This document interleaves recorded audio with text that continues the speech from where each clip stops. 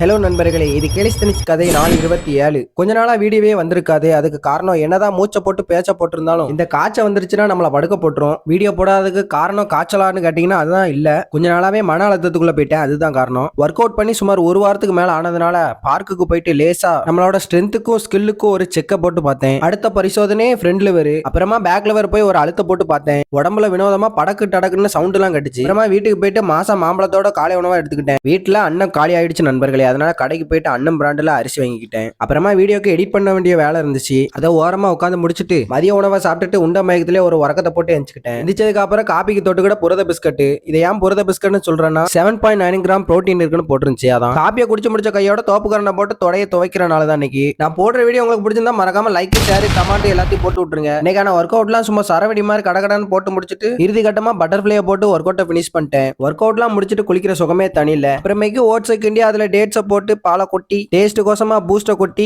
சாப்பிட்டு இன்னைக்கான நாளை முடிச்சுக்கிட்டேன். தொடர்பிலேயே இருங்க.